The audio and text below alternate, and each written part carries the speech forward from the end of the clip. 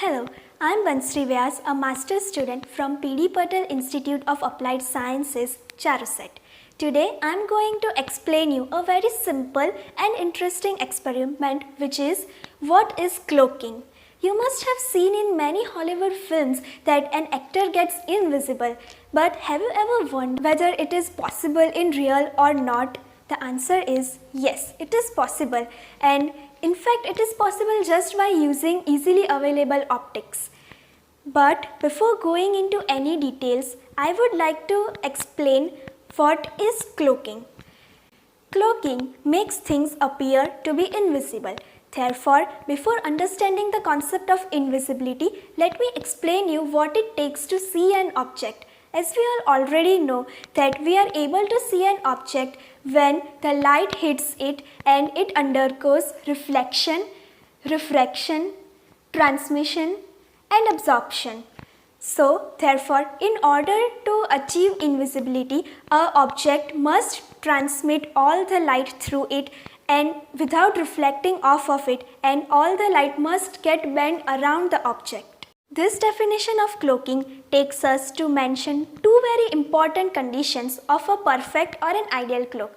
First, a perfect cloak must have non-zero volume to hide an object, and second, it must act as the same way as if it is not there. Cloaking has always intrigued scientists, due to which various types of cloaks are available, such as electromagnetic cloak, 2D microwave cloak, carpet cloaks and many more. But these cloaks require metamaterials, due to which their experimental realization is difficult. Therefore, scientists turn towards ray optics to cloak centimeter to meter sized objects with commonly available optics. Now, in order to develop a formalism using geometric optics, we need to quantify this definition in para-axial approximation. Para-axial approximation is also known as small angle approximation because it makes small angle with the optical axis. Also, this regime is called as Gaussian optics, in which the propagation of light rays can be described using ABCD matrices.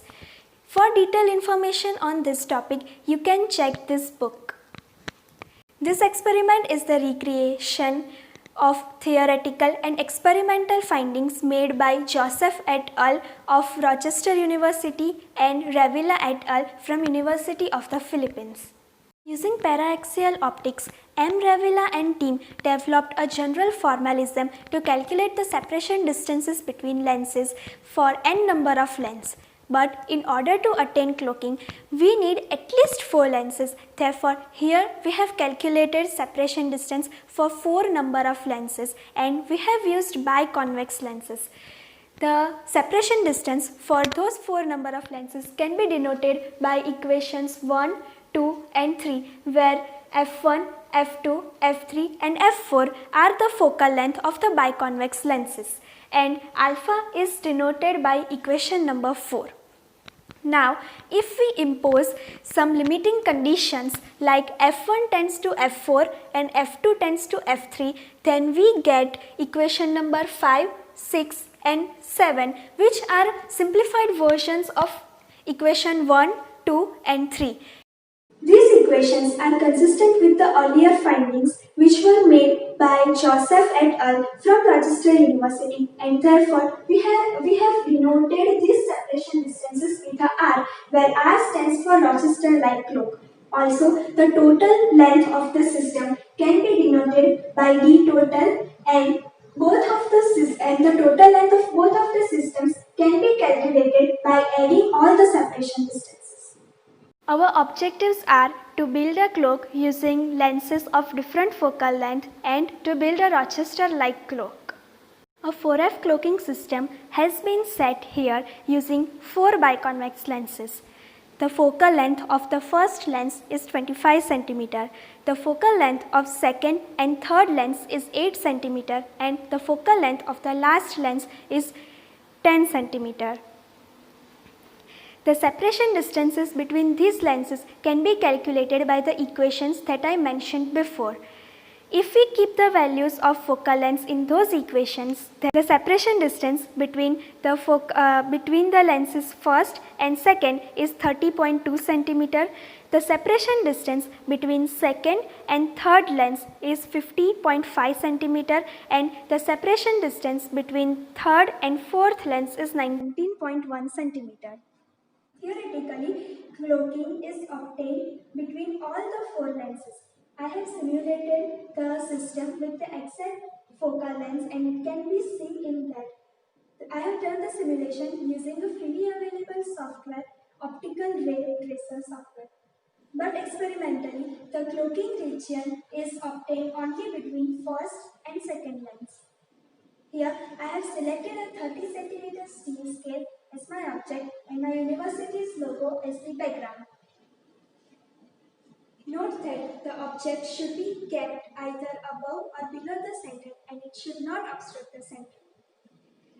Now, if we observe through the fourth lens, currently the object is visible, but as I move it gradually towards the second lens, it starts getting invisible. This region is our cloaking region.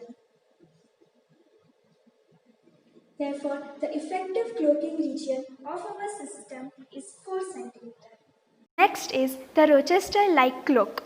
For this cloak, I have kept the focal length of first and last lens equal, that is 10 cm, and the focal length of second and third lens equal, that is 8 cm. The separation distances for this cloak are calculated according to equations 5, 6 and 7. The separation distance between first and second lens D1R is 18 cm. The separation distance of second and third lens D2R is 144 cm, and the separation distance of third and fourth lens D3R is 18 cm. This is a symmetric system. I have simulated the exact system using optical ray tracer software. As you can see that the cloaking region is visible between all the four lenses, but experimentally the cloaking region can only be obtained between second and third lens. That's why I have kept our object, which is a 30 cm steel scale, between second and third lens, and I have kept it as it should not obstruct the center of the system.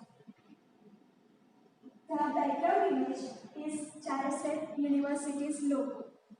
Now, as I move my object gradually from the second lens towards third lens, the object will start disappearing. This is the effective cloaking region, which is 9 cm in this case. To conclude, we saw that optical cloaking can be done by two different methods. First is by using four lenses of different focal lengths, and second by Rochester-like cloak. The potential applications of optical cloaking can be found in fields such as communication, transportation, military, medical, and to hide a satellite. Thank you so much.